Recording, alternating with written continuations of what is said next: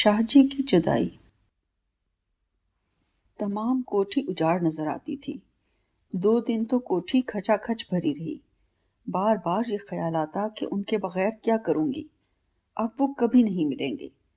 कभी वहमो गुमान में भी नहीं था कि उनको कुछ हो सकता है। फिर ये ख्याल आता कि मैं क्यों जानबूझकर सताती थी। कभी ये न कहा मुझे तुमसे प्यार है। हर बात अपनी मनवाती। कभी उनकी न मानी। जिधर देखती वीरानी नजर आती। हर वक्त कान फाजी की आवाज सुनने के लिए तरसते। तमाम दिन फाजी फाजी कहते रहते थे। यही दिल चाहता था कि कमरे में अकेली लेटी रहूं। दूर दूर से लोग अफसोस के लिए आ रहे थे। जो आता यही सुनाता, मेरे साथ फलां वक्त शाहजी ने मदद की थी। एक उकाड़ा के पास गांव में रहने वाला जमींदार आया। कहने लगा, 10वां मैं करूंगा। हमने कहा, ऐसा नहीं हो सकता। कहने लगा, नहीं, अगर आप ऐसा नहीं करने देंगी तो तमाम जिंदगी अपने आप को कोसता रहूंगा। 2 दिन तक हाथ बांधता रहा, खुशामद करता रहा, या 10वां या 40वां मुझे करने दें। आखिर हमने कहा, तुम यहाँ के रहने वाले नहीं, तुम्हारे लिए बहुत मुश्किल है। कहने लगा, मैं हर चीज अपने साथ लाऊंगा। पकाने के लिए बावर्ची, काम करने के लिए नौकर, सब कुछ अपना लाऊंगा। इस वक्त जो कुछ मेरे पास है सब खुदा और शाहजी के दुफैल है। मेरे पास पैसे नहीं थे और जमीन की किस्त अदा करनी थी। जितने दोस्त या रिश्तेदार थे किसी ने मदद ना की, किसी ने हामी ना भरी। मैं परेशान खामोश बैठा था। शाहजी ने देखा, कहने लगे, अब्बास क्या बात है, बड़े परेशान नजर आते हो। मैंने बताया। कहने लगे, बस इतनी सी बात है। मैंने कहा, क्या ये जरा सी बात है?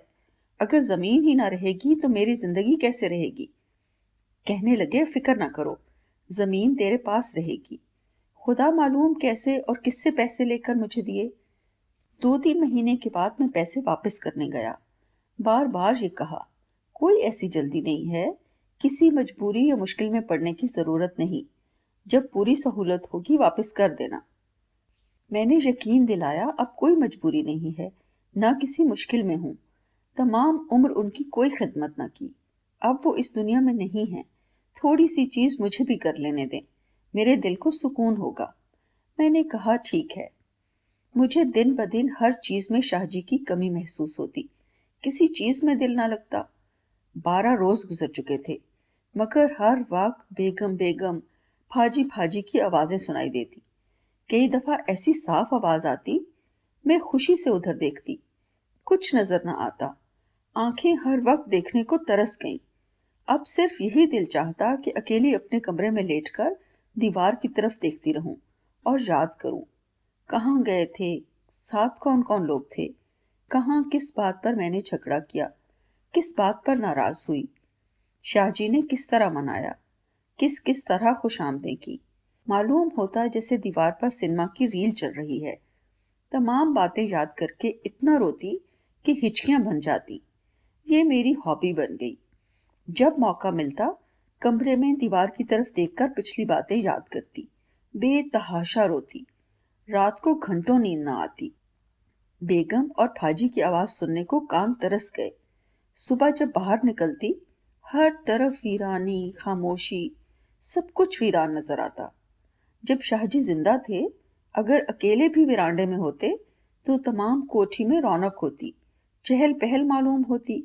कभी खामोश न बैठते, कभी चेहरे पर मलाल न होता। हर आदमी से छेड़छाड़, हर मुलाजिम का अपना दिया हुआ नाम, हर एक से मजाक। न दिन गुजरने का पता चलता, न रात का। उनकी हर बात में जिंदगी थी। रह रह कर ये अफसोस होता कि उनकी जिंदगी में कदर ना की। यही यकीन रहा, इन्हें कभी कुछ नहीं हो सकता। ये मुझे कभी नहीं छोड़ सकते। 1 मिनट मेरे बगैर नहीं रह सकते। जो कहूंगी वही होगा। जब से शादी हुई थी वो कभी किसी और चीज के बारे में ना सोचते और किसी चीज की परवाह ना थी। इधर मेरी ये हालत थी कि किसी मुलाजिम को भी कोई काम बताना हो तो वो भी शाहजी को कहती, जरा आवाज दो। उन्होंने झट आवाज देनी, खुद आवाज देने की भी तकलीफ ना करती। अगर घर से बाहर शिकार पर या किसी और काम के लिए जाएं तो सबसे पहले मेरे आराम की चीजें करके फिर कोई और काम करते। जब शिकार जाते तो चारपाई के दोनों तरफ मेज पर गैस जलवा कर रखते क्योंकि मुझे तेज रोशनी की आदत थी। फिर आग जलवाकर हुक्के में पानी डलवाकर तंबाकू को डलवाते क्योंकि मुझे हुक्के की आदत थी। उसके बाद कोई और चीजें सोचते। उनके लिए मेरा आराम, मेरी खुशी हर चीज पर मुकद्दम थी। आज भी उनका प्यार वैसा ही था जैसे मैं आज ही पहली बार मिली हूँ। जब किसी बच्चे पर मेरा उनका झगड़ा होता कि आप ऐसा क्यों करते हैं, तो वो हमेशा यही कहते, बेगम, मैं जब मर जाऊंगा तुम उस वक्त याद करके रोगी, बच्चे क्या हैं और मैं क्या हूँ। बड़े आराम से मैंने जवाब देना, मेरे बच्चे हैं, पेट से पत्थर तो नहीं निकाले। रहा ये सवाल कि आपको कुछ हो जाएगा, अगर ऐसा होगा तो जिस तरह और औरतें रोती हैं, मैं भी रो पीट कर खामोश हो जाऊंगी। अब 10-12 रोज में ही पता चल गया, मैं तबाहो बर्बाद हो गई हूँ। जो दिन आता ज्यादा से ज्यादा गम लेकर आता। हर वक्त यही सोचती, कहाँ जाऊं, क्या करूं, वो दिन कैसे वापस लाऊं। मैं बिल्कुल टूट फूट गई। 15-20 रोज के बाद ही ये पता चल गया कि अब किसी चीज में मेरी किसी को जरूरत नहीं पड़ती। वो आवाजें जिनसे अक्सर मैं उकता जाया करती थी, डार्लिंग, बेगम, भाजी, सुन सुनकर कान पक जाया करते थे, अब तरस गए थे। हर वक्त यही सोच सोचकर दिल घबरा जाता, दिल डुबक डुबक करता।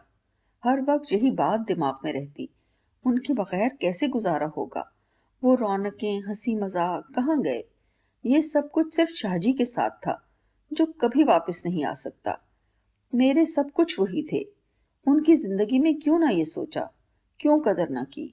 अब कहाँ ढूंढूं, कहाँ जाऊं, क्या करूं। लाचार और बेबस होकर धाड़े मार मार कर रोती। किसी तरह चैन ना आता। उनकी जिंदगी में अपने आप को बच्चा ही समझती रही। हर वक्त के लाड प्यार ने दिमाग खराब कर दिया। रात को अगर गुसल खाने जाती तो उनको पूरी तरह होशियार करके कहती, मुझे आवाज देते रहना। अगर कभी सो जाते और आवाज ना देते तो वापस आकर कहती, नींद इतनी प्यारी हो गई है कि मुझे आवाज ना दे सके। वो निहायत शर्मिंदा होकर कहते, बेगम क्या बताऊं, बस नींद आ गई। कभी ये ना कहा कि तुम इतने बच्चों की माँ हो, अगर आवाज नहीं दी तो तुम्हें कोई खा तो नहीं गया। अब हैरानगी ये थी कि मैं अकेली अपने कमरे में सोती। साथ छोटा सा कमरा था जिसमें ताहिरा सोती थी। ऐसे मालूम होता जैसे मौत का डर खत्म हो गया है। मेरा ख्याल है कि मजबूरी का नाम सब्र होता है। कोई नाज उठाने वाला न रहा। दिन पे दिन बीतते गए। ये गलत है कि जितनी देर वक्त गुजरता है गम घटता जाता है। नहीं, बल्कि हर रोज हर चीज में जब कमी महसूस होती है तो गम ज्यादा बढ़ता है। हर रोज अपने कमरे में लेटकर पिछली बातों को याद करके रोती। आंखों में धुंध आने लगी। दिल इतने जोर से डुबक डुबक करता कि हाथ से पकड़कर करवट ले लेती, मगर धड़कन में कोई फर्क न पड़ता।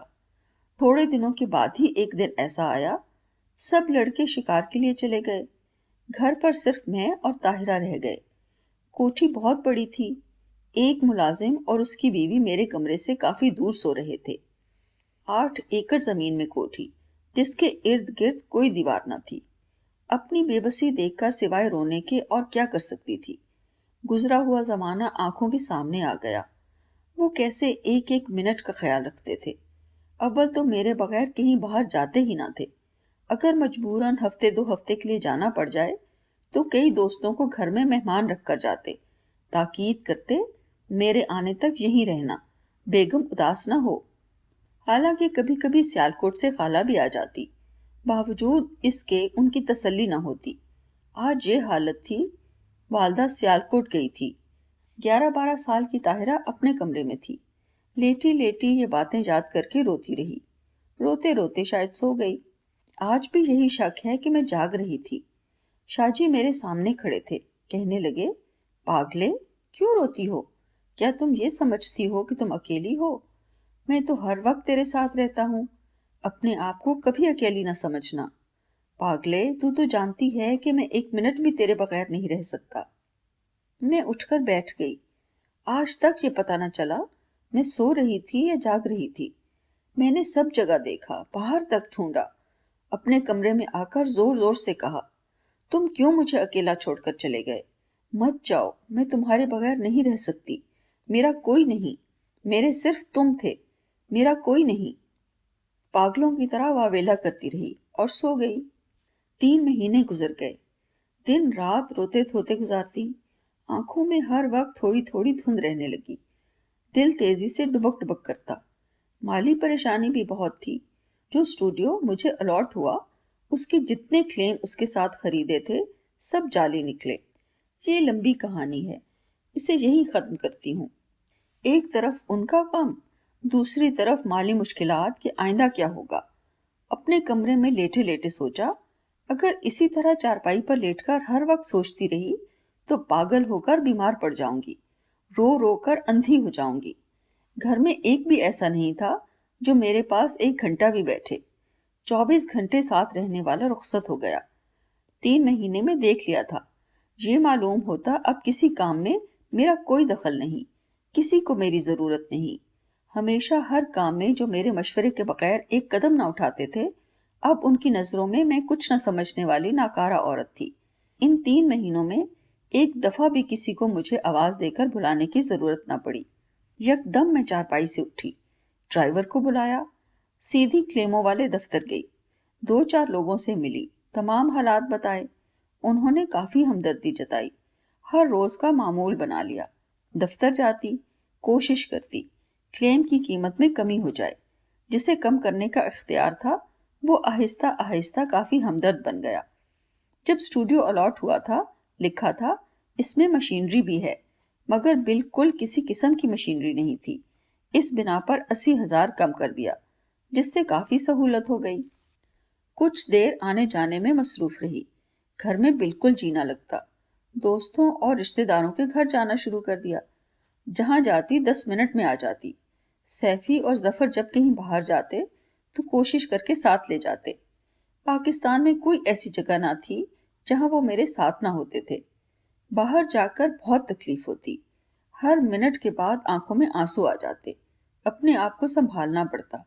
हर वक्त कदम कदम पर याद आता कि वो मेरे लिए क्या क्या करते थे। हर वक्त कोशिश करती उनको ये पता न चले कि मैं रो रही हूँ। सैफी और जफर की ये कोशिश होती कि मैं हर चीज में हिस्सा लूं, हंसूं, मजाक करूं, मगर मुझे और ज्यादा डिप्रेशन हो जाता। दिल में नादिम होती, सख्त शर्मिंदा होती कि क्यों उनके साथ आई। उनकी तफरीह भी हराम कर दी। पार्टी में अगर एक आदमी भी ऐसा हो जिसे देखने से ये पता चले कि ये बेजार है, तो दूसरे भी बेजार हो जाते हैं। जूं जूं मेरी तरफ तवज्जो देते, तू तू शर्मिंदा और बेजार होती। दिल में तहिया कर लिया कि कभी किसी के साथ बाहर नहीं जाऊंगी। एम्ब्रॉयडरी का बचपन से शौक था, वो शुरू कर दी। बगैर काम के 1 मिनट न गुजारती। 10 मिनट भी फारिग होती तो फौरन वही ख्यालात के ताने बाने शुरू हो जाते। सितार शुरू की, थोड़ी बहुत बजानी आई तो सितार टूट गई। शायद दिली शौक न था, ना सितार बनवाई ना फिर बजाई। बस तमाम दिन अपने आप को कभी पैच वर्क, कभी नीडल वर्क, कभी बच्चों के सॉफ्ट टॉयज बनाने में मशगूल रखती। रेशमा अभी नई नई आई थी। मुझे उसकी आवाज बहुत पसंद थी, खास तौर पर यह गाना, हायो रब्बा नहीं लगदा दिल मेरा। दिल चाहता था तमाम दिन यही गाना सुनती रहूं। अभी रेशमा बहुत सादा, बिल्कुल गंवार, सीधी सादी और ताबेदार थी। सिर्फ यही ख्वाहिश रखती थी कि मेरा कोई गाना सुने और दाद दे। मेरी बहुत इज्जत करती थी। उन दिनों निहायत सादा और फकीराना तबीयत की थी। मैंने उससे कहा, रेशमा, मेरा दिल चाहता है तुम 6-7 रोज मेरे घर में मेरे साथ रहो। कहने लगी, हाय बीबी, मेरी इससे ज्यादा और क्या खुशी हो सकती है, मगर मेरा छोटा बच्चा है। मैंने कहा, कोई बात नहीं। दूसरे दिन अपने बच्चे और एक आदमी को साथ लेकर आ गई। 1 हफ्ता उसे अपने पास रखा। मैं दिन में 10-12 दफा फरमाइश करती, रेशमा, वही गाना सुना दो। वो निहायत ताबेदारी से, बगैर सास के, मेज पर हाथ से रिदम लगाकर सुना देती। मैं खूब दिल भर कर रोती। कुछ दिल को चैन आ जाता। रात को भी कई बार उससे सुनती। गाने से पहले वो हमेशा मुझे ये कहती, ना बीबी ना, मत सुनो, तुम्हें कुछ हो जाएगा, अब बस करो। मैं इसरार करती, नहीं, मुझे अच्छा लगता है, मेरे दिल का बोझ हल्का हो जाता है, बस तुम सुना दो। वो बेचारी शुरू कर देती। इसी तरह पूरा हफ्ता, तमाम दिन और रात गाना सुनकर रोती। रेशमा का ये एहसान हमेशा मुझ पर रहेगा। इस बात को अब 15-20 साल गुजर चुके हैं। आज भी उनकी याद वैसे ही है, बल्कि अपनों की बेवफाइयां और खुदगर्जियां देखकर हर बात पर याद आती है। ज्यादा दुख होता है, अल्लाह ने मुझे क्या नेमत दी थी जिसे हर कदम पर ठुकराती रही।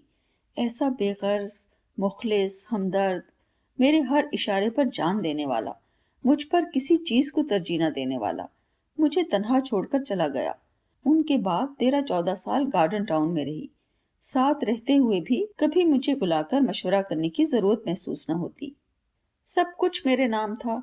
शाहजी ने हर चीज मेरे नाम इसलिए रखी थी कि मुझे कोई तकलीफ ना हो। बावजूद इसके कि तमाम जायदाद मेरे नाम थी, एसएम जफर जो मेरा दामाद है, उसने एक बेटे को जो कोई काम नहीं करता था मशवरा दिया, गार्डन टाउन में जो 9 एकड़ जमीन है उसे जो टैक्स वगैरह वाजिबुल अदा है बेचकर अदा करें। बहुत मजे की बात है, पहली दफा जो 2-3 कनाल का सौदा किया, वो जैसे जफर ने कहा था कि जो सौदा होगा गाहक दफ्तर में आएगा, मम्मा दस्तखत करेगी, कीमत अदा करेगा। पहला टुकड़ा इसी तरह बिका। इसके बाद चल सो चल, जमीन भी 9 एकड़ बिकी, बल्कि कोठी भी बेच डाली। ना मुझसे किसी ने दस्तखत करवाए, ना ये पता चला क्या आया है क्या गया है। ये भी अपनी ही गलती थी, बल्कि बेवकूफी। उससे छोटा बेटा हर रोज मुझसे झगड़ता, मैं फौज में नौकर हूँ, ये ऐश करता है, ना काम ना काज, 2-3 मोटरें रखता है, हमें कुछ नहीं देता। मैं कहती शर्म करो, वो तुम्हारे लिए बना रहा है, तुम्हारे बाप के बराबर है। मगर क्या क्या इंकिशाफ हुए। मेरी जिंदगी का निचोड़ है। अगर खामन बीवी को एक दूसरे के साथ प्यार हो तो उससे बड़ा रिश्ता दुनिया में कोई नहीं। मुझे बेहद प्यार था, मगर उनके लाड प्यार की वजह से यही मालूम होता कि सिर्फ उनको प्यार है। ना कभी जबान से इकरार करती, ना दिल कहता कि मुझे प्यार है। हालांकि उनसे दूर रहना एक मिनट भी गवारा ना था।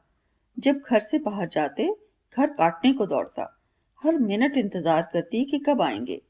मगर उनको इतना बेखबर रखा कि मरने से चंद दिन पहले वो हर वक्त मखमूम और उदास रहने लगे। मैंने 2-3 बार पूछा, कहने लगे, मुझे ऐसा मालूम होता है कि तुम्हें मेरे साथ बिल्कुल प्यार नहीं रहा। मैंने कहा, मैंने पहले कब दावा किया है कि मुझे है? ये सुनकर वो और भी ज्यादा उदास रहने लगे। मुझे इस चीज पर गुस्सा था। अब हम बूढ़े होने लगे हैं, बच्चे जवान हो गए, इनको अब भी इश्को आशिकी ही सूझती रहती है। इसलिए कोई गाना गुनगुनाती, कभी इधर कहीं उधर गुजर जाती, ये जताने के लिए कि बहुत खुश हूं, मुझे उनकी कोई परवाह नहीं। उन्होंने कॉपी और पेंसिल लेकर फसाना शुरू कर दिया। जो जो दिन गुजरते गए, ज्यादा से ज्यादा अफसुर्दा रहने लगे।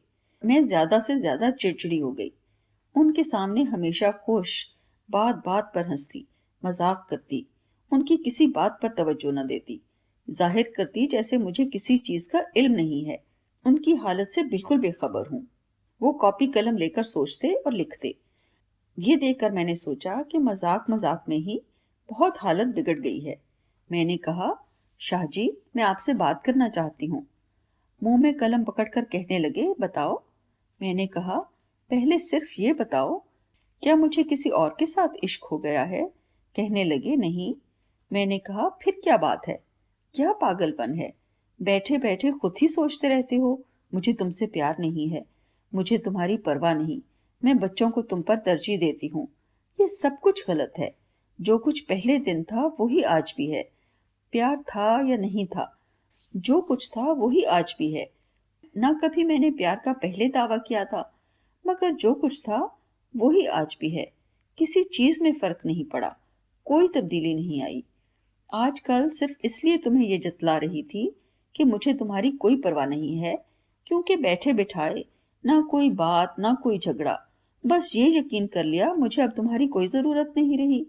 मुझे नफरत हो गई है। ऐसी अहमकाना बातें सुनकर सख्त चिढ़ हो गई। जानबूझकर बेपरवाही शुरू कर दी। मैं जो कुछ पहले दिन थी वही अब भी हूँ, कोई फर्क नहीं पड़ा। अलबत्ता तुम जरूर पागल हो गए हो। इस उम्र में ये बातें सोचना भी मजाक मालूम होती हैं। मेरी बातें सुनकर उनका खुशी से चेहरा सुर्ख हो गया। कहने लगे, भाजी डार्लिंग, आज भी मुझे यही मालूम होता है जैसे तुम मुझे आज ही मिली हो। तुम्हें यह पता नहीं कि खुदा से कितनी दुआएं मांगकर मैंने हासिल किया। دنیا میں میرے لیے سب سے زیادہ عزیز چیز تم ہو، مجھے سوائے تمہارے کچھ نہیں چاہیے۔ ایسی بے شمار باتیں کی۔ اس کے بعد اسی طرح اپنے اصلی رنگ میں آ گئے، وہی ہنسی مذاق، چھیڑ چھاڑ، نہ کسی چیز کا فکر نہ فاقہ۔ جو فسانہ شروع کیا تھا وہیں ٹھپ ہو گیا۔ کاش میں 2-4 دن یہ بات نہ کرتی، فسانہ مکمل ہو جاتا۔ ابھی صرف 1.5 صفحہ لکھا تھا۔ مہینے 10 دن کے بعد سب کچھ ختم ہو گیا۔ دنیا اندھیر ہو گئی، نہ کوئی ہمدرد رہا، نہ کوئی خبر لینے والا، نہ دن رات کا ساتھی رہا۔ ان کے مرنے کے بعد میں اپنے آپ کو مشغول رکھنے کے لیے صبح سے رات کے 12 بجے تک مختلف کاموں میں مصروف رہتی، تاکہ پرانی باتیں یاد نہ آئیں، کسی کے کام میں دخل نہ دوں، ہر چیز سے بے خبر رہوں۔ آج 24-25 سال گزر چکے ہیں۔ اپنے آپ کو زندہ رکھنے کے لیے، پرانی یادوں کو بھلانے کے لیے ہر وقت کام کرتی ہوں، کبھی ادھر کبھی ادھر بھاگتی رہتی ہوں، کہیں کسی جگہ دل نہیں لگتا، کسی یاد کو اپنے پاس پھٹکنے نہیں دیتی، مگر اب اپنے آپ کو ابھار ابھار کر تھک گئی ہوں۔ کوئی کام کرنے کو بھی دل نہیں چاہتا، ہر چیز سے دل اچاٹ ہو گیا ہے۔ اپنے مفاد کی خاطر، جس کی خاطر کئی راتیں جاگ کر گزارتی تھی، ایسی حرکتیں دیکھیں کہ دنیا سے دل بیزار ہو گیا۔ جیسے جیسے پول کھلتے گئے، یہ احساس بڑھتا گیا کہ وہ ہر وقت یہی کہتے تھے، بیگم جن کو تم مجھ پر ترجیح دیتی ہو پچھتاؤ گی۔ میں فوراً سیخپا ہو جاتی، میں کیسی بے وقوف تھی، ہر چیز میرے نام تھی، ایک پر اتنا بھروسہ کیا کہ ہر چیز سے آنکھیں بند کر لی۔ ان کے مرتے ہی وہ اپنے فائدے کا سوچتا رہا، اس کی ہر بات پر اعتبار کرتی رہی۔ جب آنکھیں کھلیں، ہر چیز سامنے آ گئی، مگر بہت دیر ہو چکی تھی، سب کچھ بک چکا تھا۔ نتیجہ یہ ہوا کہ دنیا سے دل اچاٹ ہو گیا، اور شاہ جی کی یاد دن بدن زیادہ سے زیادہ بڑھتی گئی۔ ان کے بعد میری صرف ایک سچی اور بے غرض ہمدرد تھی، میری والدہ۔ وہ بھی فوت ہو گئی۔ میری والدہ نے مجھے ایک ایک پائی دے دی تھی، زیور، پیسہ، کپڑا، سب کچھ دے کر میرے ہی پاس آ گئی تھی۔ لاہور میں شاہ جی بھتیجوں کے مکان میں رہتے تھے، مسلم ٹاؤن میں والدہ نے مکان بنوا کر دیا، گارڈن ٹاؤن والی زمین کے لیے پیسے دیے، والدہ نے اپنے لیے ایک پائی نہ رکھی۔ خالہ نے بڑے بیٹے کو مکان کے لیے رقم دی، جس سے مکان کا ڈھانچہ کھڑا ہو گیا۔ شکر ہے سر چھپانے کے لیے گھر ہے۔ آج بھی شاہ جی اسی طرح یاد آتے ہیں، ہر قدم پر، ہر بات پر یاد آتے ہیں، اور جب تک زندگی ہے یاد کرتی رہوں گی، اور مر مر کے جیتی رہوں گی۔ میرے 6 بچے ہیں، سوائے ایک کے، خدا کے فضل سے سب بہت اچھے ہیں۔ بڑے لڑکے نے کیمبرج سے ایم اے پاس کیا، بہت شریف، تابع دار، لحاظی، کلیکسو فرم میں اچھی تنخواہ پر ملازم ہو گیا، اچھے گھر میں شادی ہو گئی۔ اس کے بعد لڑکی، جس کی شادی ایس ایم ظفر کے ساتھ ہوئی۔ تیسرے لڑکے کو لیور بردرز میں کرایا، مگر 1.5 سال کے بعد نوکری چھوٹ گئی۔ چوتھا لڑکا فوج میں ہو گیا، بہت نڈر، بہادر، بے خوف، سوائے خدا کے کسی سے نہ ڈرنے والا۔ چند ساتھیوں کے ساتھ جنگ میں جھم جوڑیاں کا قلعہ فتح کیا، ستارے جرت حاصل کیا، گولیاں لگیں مگر خدا کے فضل سے ٹھیک ٹھاک ہو گیا۔ پانچواں بیٹا بھی بڑا رحم دل، تابع دار اور دلیر تھا، ابھی تعلیم حاصل کر رہا تھا۔ سب سے چھوٹی بیٹی ابھی 11 سال کی پڑھ رہی تھی۔ ظفر نے مشورہ دیا کہ تیسرا نمبر بیٹا جو کوئی کام نہیں کرتا، اس کو جائیداد کی دیکھ بھال پر رکھو، اگر 2-4 کنال ٹیکس کا جھگڑا ختم کرنے کے لیے بیچنی پڑے تو بیچ کے سب جھگڑے ختم کر لینے چاہیے، مگر رجسٹری پر میرے دفتر میں آ کر آپ کے دستخط کروائے اور حساب بتائے، کیونکہ سب کچھ میرے نام پر تھا۔ مجھے اچھی طرح یاد ہے کہ پہلی رجسٹری پر ظفر کے دفتر میں میرے دستخط ہوئے، پھر چل سو چل، رجسٹریاں دستخط کے بغیر ہوتی گئیں، حتیٰ کہ 9 ایکڑ زمین بیچ ڈالی۔ ہر رجسٹری پر خود ہی جعلی دستخط کرتا رہا، حتیٰ کہ کوٹھی بھی میرے بغیر پوچھے بیچ ڈالی۔ کوٹھی کے ساتھ پرانی یادیں وابستہ تھیں۔ میں نے بہت کوشش کی کہ 2-3 کنال مجھے مل جائے، مگر اس کو جعلی دستخطوں کا ایسا چسکا پڑا کہ یہ سیاہی سفیدی کا مالک بن گیا۔ مجھے اب بھی یہی خوش فہمی تھی کہ یہ سب کی بہتری کے لیے کر رہا ہے۔ میرا فوجی بیٹا بار بار یہ تاکید کرتا رہا کہ کبھی کوٹھی نہ چھوڑنا، یہ ٹھیکیدار کے ساتھ مل کر سب کچھ کرتا ہے، اپنی ماں کے ساتھ بھی بے ایمان ہے، آپ کی ہر چیز پر قبضہ کر رہا ہے۔ میں کہتی توبہ کرو، نماز اور قرآن پڑھتا ہے، کوئی بے ایمانی نہیں کر سکتا۔ 20 کنال میں نے نہر پر زمین خریدی تھی، وہ بھی میں نے اسی کو کہا کہ جا کر رجسٹری کرا دو۔ تاکید کی کہ چھوٹی بیٹی کا ضرور اس میں نام لکھوانا۔ میری خالہ نے میرے بڑے بیٹے کے لیے 80,000 دیے کہ نہر پر اس کے حصے کی زمین پر کوٹھی بنوا دو۔ میں نے 2.25 کنال میں کوٹھی بنوانی شروع کر دی۔ جب نمبر تیسرے بیٹے نے کوٹھی بھی بیچ دی تو اس کی یہ کوشش تھی کہ میں جلد سے جلد نہر شفٹ ہو جاؤں۔ اس نے فوراً غسل خانے، الماریاں، فرش بنوائے۔ دن رات یہ تقاضا کہ اب نہر پر جاؤ۔ میری بیٹی اور ظفر نے کہا کہ 7 کنال ہمیں اپنی کوٹھی کے لیے چاہیے۔ اس قیمت پر میں نے دے دی۔ نمازی بیٹا بار بار مجھے کہتا رہا۔ ظفر نے بجائے 7 کے 8 کنال ڈال لی ہے۔ میں نے کہا جہاں بیٹی کا معاملہ ہو نہیں کہنا چاہیے، اگر زیادہ لے لی ہے تو اپنی بیٹی ہے۔ گارڈن ٹاؤن 9 ایکڑ زمین میں باغ تھا، اس لیے میں نے 9 ایکڑ ڈرائیو ان میں زمین خریدی، وہاں بانس لگائے، ہر روز جاتی تھی۔ 2 سال کے بعد پٹواری سے پتہ چلا کہ خریدتے وقت اس نے آدھی زمین اپنے نام کی خریدی تھی۔ بعد میں پٹواری کے ساتھ مل کر میرے نام کی آدھی زمین بھی اپنے نام کروا لی۔ میں نے وہاں بھی جانا چھوڑ دیا۔ مجھے افسوس ہے کہ میں اس کے بارے میں لکھ رہی ہوں، مگر چونکہ میں نے ہر بات سچی لکھی ہے اس لیے یہ بھی سب کچھ لکھنا پڑا۔ مجھے تو اب کسی چیز سے کوئی لگاؤ نہیں ہے۔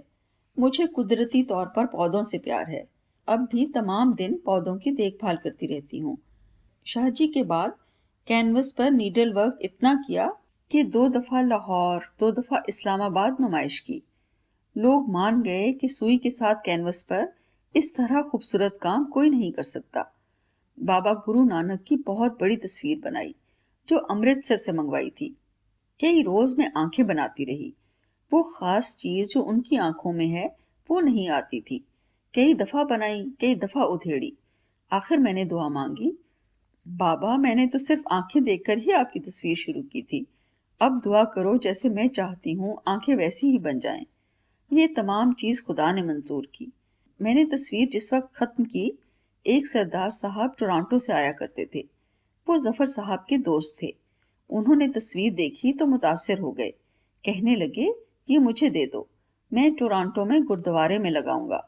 ظفر نے مجھے کہا امرتسر اور بنا کر دے دینا، یہ ان کو دے دو۔ میں نے ان کو پیش کر دی۔ 2 سال کے بعد ملے تو بتایا کہ ٹورانٹو میں گردوارے میں لگا دی ہے۔